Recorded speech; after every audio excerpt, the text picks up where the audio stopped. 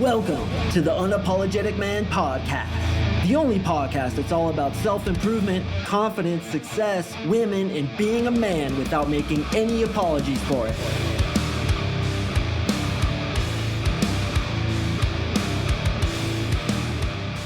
What is up, you absolute legends? Thank you for tuning in to another episode of the UMP. I really do appreciate it. And today, we are going to talk about how to date with an STD, as well as how to avoid getting an STD while you're dating. Now, I've had a lot of experiences with STDs because I've had a lot of experiences. Fortunately, I've avoided the big ones, but I'm going to be completely honest with you guys, as I always am. I've taken a couple shots. All right, I've never gotten scabies or freaking butt crabs, or I've never woken up with a dick growing out of my back, thank God. But I've had some shit, and I'm going to talk about that in this episode. It's funny, if you look at the title, I tried to work in every single keyword I possibly could. I'm like, HPV, herpes, gonorrhea, chlamydia, butt clap, anal geyser, loss of communication with the spinal column, flappy hands, painful hair, a debilitating erection that lasts more than 16 hours, gas with oily discharge. I just put them all in there because obviously I want to get as many clicks as possible. And gentlemen, if you're listening to me for the first time, welcome. My name is CoachMarkSing. I'm an NLP dating coach. NLP stands for Neuro Linguistic Programming. I go into the heads of my clients and remap programs like I'm not enough, hot girls are too good for me, you shouldn't approach people, and or my STD is unattractive and embarrassing and even shameful, because that's complete bullshit. Here's the stats on these things.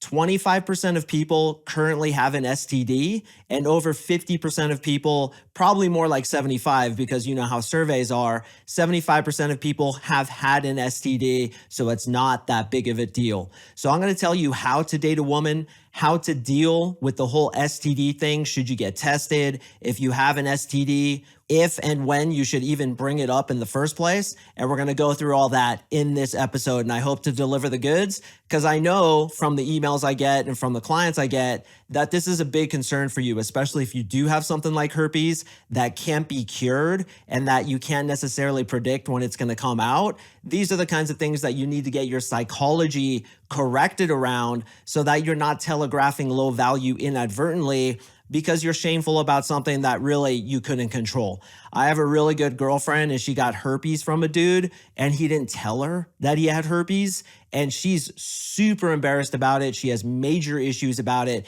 because she's a good girl, man. She doesn't sleep with a lot of dudes, and they decided to get the rodeo on without a condom. And by the way, you should never let the horse out of the stable without a saddle. But she did that, and she got herpes, and she's super ashamed of it, and she told me I could talk about it. So these are the kinds of things that you guys are going to be dealing with, and I want to help you as your Uncle CoachMarkSing, who has had Willy Lump Lump and some other issues that I'm going to talk about, so that you can move forward without too much psychological burden around it. Before I jump into the content, gentlemen, a couple weeks ago, I asked for you guys to hit me up if you were a writer, and if you could write my newsletter for me, write a follow-up sequence to what's called a lead magnet. A lead magnet is just as it sounds. It gets leads like a magnet. You give people something for free, they sign up to your newsletter, and then you have them in your funnel. Well, I hired two guys, Nick and Dante. What is up, brothers? And they've been teaming up, writing this follow-up sequence for my lead magnet, the approach formula. The approach formula talks about how to approach a woman, get her attracted to you, and yank her phone number. And I think it's a pretty damn good program. I always try to over deliver in this podcast, and you guys can grab that right now just by clicking the link in the description below. You can literally grab it while we're here talking. But these guys have teamed up, and they're writing the follow-up sequence to when you do get the approach formula. You're going to get an email about once every 3 days, and I am blown away by the quality that these guys have come up with. I'm like, dude, this is really good shit. I'm not blowing smoke up your asses. It's really good. The lessons that they give, the tips, tricks, and things that I don't talk about in this podcast, because both guys are in my program and they're going through the content, picking out the gems, and then putting them in emails that are absolutely phenomenal. So here's my suggestion. The approach formula is free. All the follow-up emails are free. all those lessons that you're going to get delivered into your inbox about every other day or every third day are free for you. And I highly suggest you guys check this out. I am like blown away by it. I'm like, dude, if I had this shit when I was first starting out in seduction, I would have been a killer way faster. So I'm having them write a series of emails that you're going to get for free, and it's free content. You guys like my podcast? Check out what these dudes are writing. I personally think some of the shit's better than my podcast episodes, honestly. So click the link in the description below. It's called The Approach Formula. All you got to do is slap in your email. I'm not going to spam you. What I'm going to do is give you more content, because that's what I do. I try to over deliver. I try to give value. And that's what I'm going to do with this newsletter. Nick and Dante, you guys are crushing it, man. And I sincerely appreciate it. So guys, click that right now as you're listening. Grab the approach formula. You want to see this follow-up sequence. It's beautiful. It's art, man. It's fucking sick. You guys got to check it out. Again, the approach formula below. So you have an STD, and or you're afraid to get STDs, and we're going to talk about that. So first, I'm going to talk about how to avoid getting an STD. Then I'm going to talk about how, if you have an STD, how to explain it to women. And I'm going to talk about the psychology around it, some statistics. So please stay tuned till the very end, because this is going to be a good one. So obviously, how to avoid an STD, a couple things you can do. First of all, don't be like I was and sleep with every single girl you can, because you're so horny you'd fuck a snake if you could hold it straight. That's how I was in my 20s and 30s, and I make no apologies for it. I've had a lot of fun experiences, but I've also gotten, yes, willy lump, including chlamydia, HPV. Thankfully, I avoided herpes, but I had crabs at one point. I got genital warts at one point. And of course, I got gas with oily discharge, loss of communication with the spinal column, and flappy hands, as well as numb hair. So with all those things having been experienced, I finally found out, yes, don't let the horse out of the stable without a saddle, you idiot. And I started having sex with condoms consistently. I do it here and there, but you know how it goes, man. If she's ultra fine and she seems ultra pure, you're like, no way this chick has an STD. Meanwhile, you find out that she slept with half of Denver, and you're like, oh my hell, what if I got something bad like HIV or something that can't be gotten rid of, which I think is the case for syphilis, I believe. Don't quote me on that. But there's stuff out there, because like I said, I believe about 75% of people have had at least something like chlamydia, which is a bacterial infection. And some of those people have permanent shit like herpes. Just as my friend Jessica got herpes, she had no idea, and now she has it for the rest of her life. She told me she's taken a cyclovir to keep it under control. And if she does that, she's not going to pass it on to anybody, because it's only transmittable when you're having an outbreak. Have you guys ever seen those cold sores that are on people's lips? That's herpes. I don't know if you knew that. And something like 85% of the population has it. You probably have it, but you're just not having an outbreak, which is why it never happens. Me, I get them when my lips are in the sun for too long, or I'm like super duper stressed. So if I'm really stressed and I go surfing without SPF on my lips, dude, I am getting a cold sore for sure. And it's so disgusting. And as you guys can relate, those fucking things pop out the second you're about to go on a date with an ultra hot chick, or you're about to have like some family photo and it looks like you've been sucking every dick in the gay district, and it looks like you've licked every single vagina in Denver and you look like a complete douche canoe. That's how these things work. So when you're dating women, bro, just wear a condom. That is half of it. And another half of it is, as I started to do, ask her to get a test or ask her if she's been tested. Look, I know nothing can kill romance like A of all a condom and B of all talking about STDs, but these are things that as an unapologetic alpha silverback who gets a lot of sex has to consider. You have to consider keeping yourself safe so you can get out there and date as many women as possible and yes, have sex with them. This too is why I eventually got to the point where I was generally having sex with only one woman at a time. I often liken it to walking across a pond. You don't want your foot to leave the rock until your other foot is firmly in place on the next rock. And what that means is I always liked to have a girl that I was having sex with, but what I'd do is I'd be having sex with one, I'd start dating the next one. Yeah, I'd make out with her. Maybe we'd go to second base. But before we really started doing the sex stuff, I'd ask her, hey, where are you at as far as STDs are concerned? Have you been checked? When's the last time you were checked?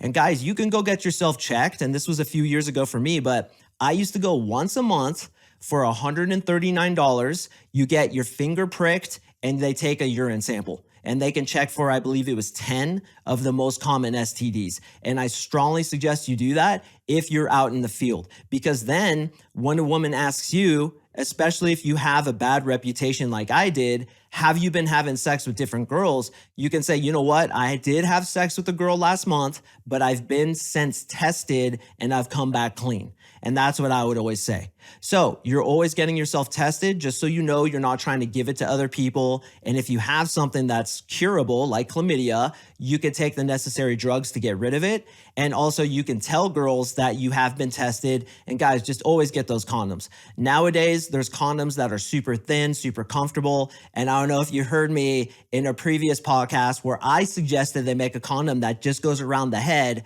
And then I thought, that's a bad idea because you could still get herpes as well as the clap, as well as anal crabs with oily discharge. Not a good idea because your skin is exposed, but it was a good idea at the time.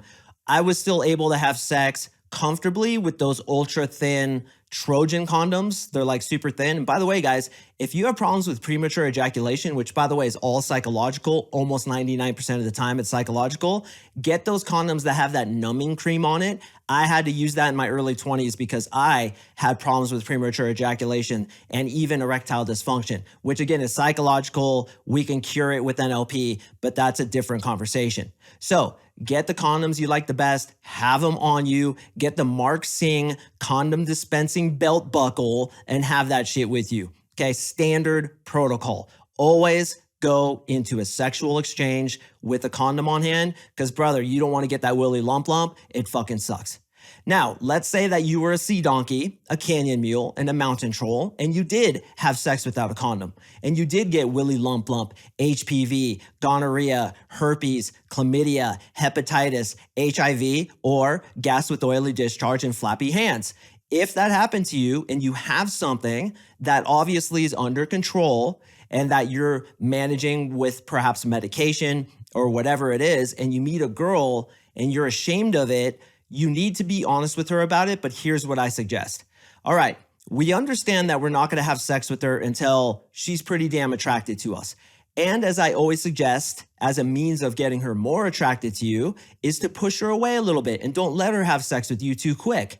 Especially if you have an STD, we need to buy you some time.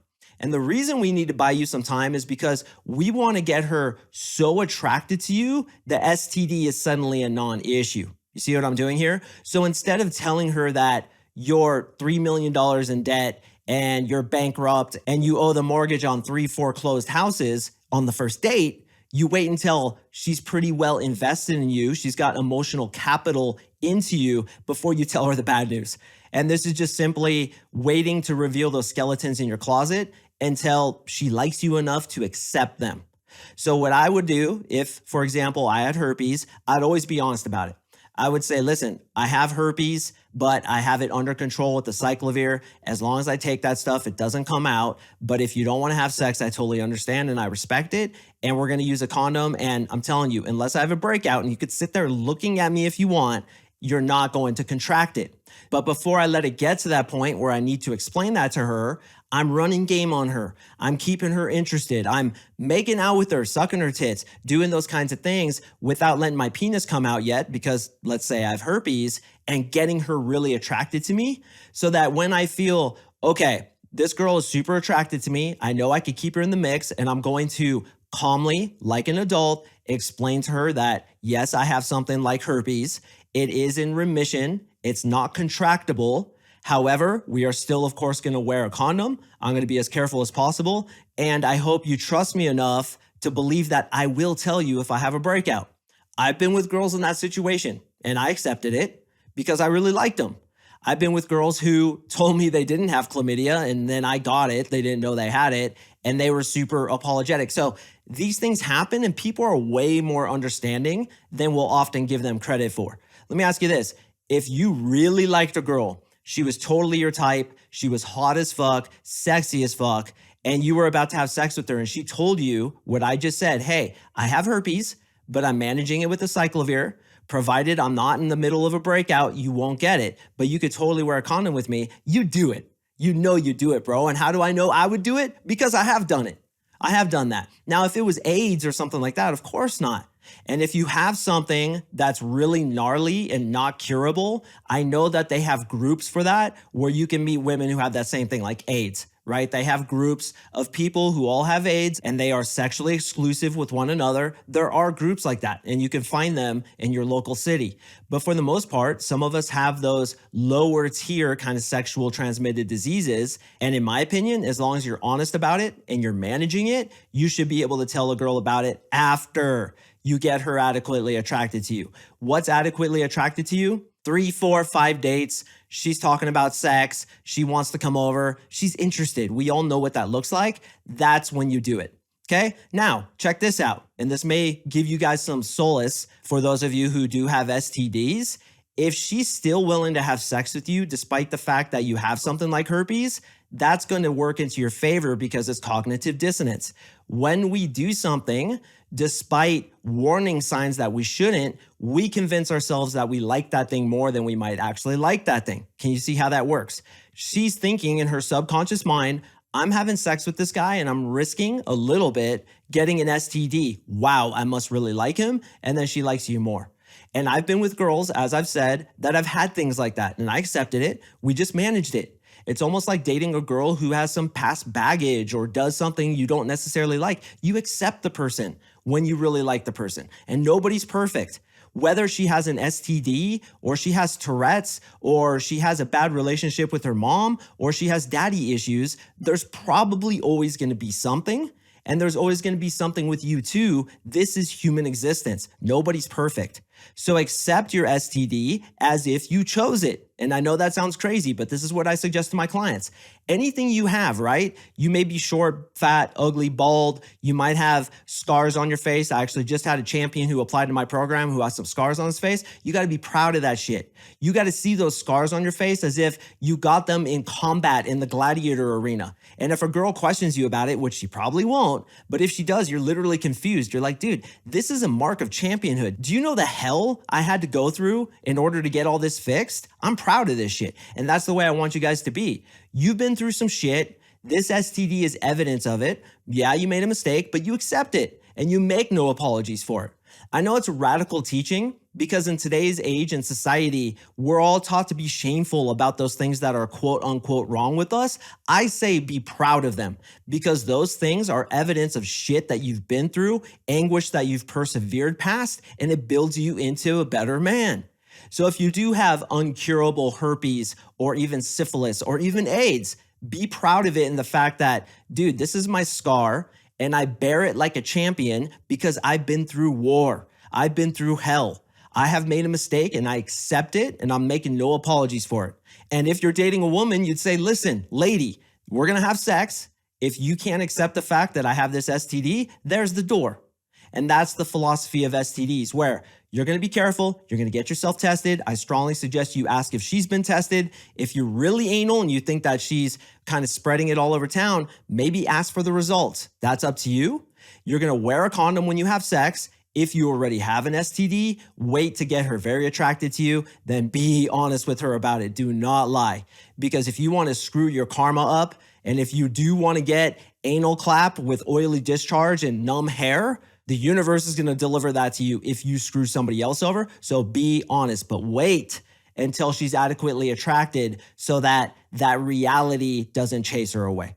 This too is why I don't suggest guys with kids and even females listening with kids, post them on your dating apps. It kind of just puts up an obstacle in the very beginning that's best avoided until they get to know you and like you. And then you say, by the way, I have 16 kids and they all live with me and I have 57 cats. Hope you can accept that. And if she likes you enough, she will. So that's my philosophy about STDs. Boys, don't be discouraged about it. At least you're getting laid, right? At least you got some strange, you got some ass, you are a fucking champion. So accept it as if you chose it. This is part of me now. I accept it. I make no apologies for it. And I'm going to be as careful as possible with you. But if you can't accept that, then you're not the right girl for me anyway. So there's the door. And that's holding your frame, that's being proud of who you are, and that's not making apologies for these STDs because honestly, it wasn't really your fault. It's not like you saw her in a herpes outbreak and you're like, fuck it, dude, I'm so horny, I'm just gonna go for it. And you put your dick in her without a condom on. I mean, maybe 1 out of 10,000 guys listening did that, but for the vast majority of us, it was just bad luck. So accept it, move on from it, and be honest about it once she's emotionally invested enough to accept it as well.